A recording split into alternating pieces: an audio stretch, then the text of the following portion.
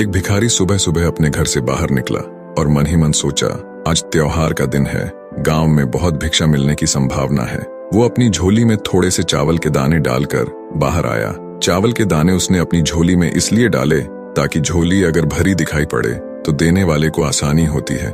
उसे लगता है कि किसी और ने भी दिया है, मैं भी दे देता हूँ। सूर्य निकलने के करीब है, रास्ता सोया है, अभी लोग जाग ही रहे हैं।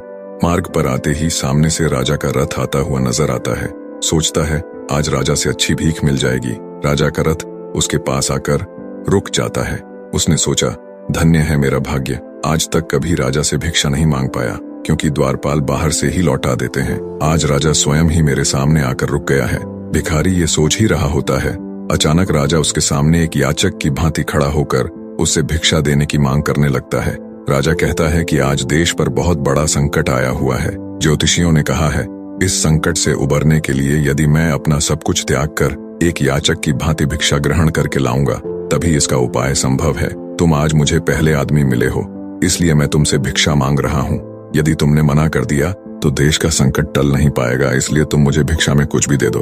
भिखारी तो सारा जीवन मांगता ही आया था, कभी देने के लिए उसका हाथ उठा ही नहीं था। सोच में पड़ गया कि ये आज कैसा समय आ गया है, एक भिखारी से भिक्षा मांगी जा रही है और मना भी नहीं कर सकता। बड़ी मुश्किल से एक चावल का दाना निकालकर उसने राजा को दिया। राजा वहीं एक चावल का दाना ले खुश होकर आगे भिक्षा लेने चला गया। सबने उस राजा को बरत चढ़कर भिक्षा दी, परंतु भिखारी को चावल के दाने के जाने का भी गम सताने लगा। जैसे तैसे शाम को वह घर आया। भिखारी की पत्नी ने भिखारी की झोली पलटी तो उसमें उसे भीख के अंदर एक सोने का चावल का दाना भी नजर आया। भिखारी की पत्नी ने उसे जब उस सोने के दाने के बारे में बताया तो वो भिखारी छाती पीट के रोने लगा। जब उसकी पत्नी ने रोने का कारण पूछा तो उसने सारी बात उसे बताई। उसकी पत्नी ने कहा, तुम्हें पता नहीं कि जो दान हम देते हैं वही हमारे लिए स्वर्ण है, जो हम इकट्ठा कर लेते हैं वो सदा के लिए मिट्टी का हो जाता है।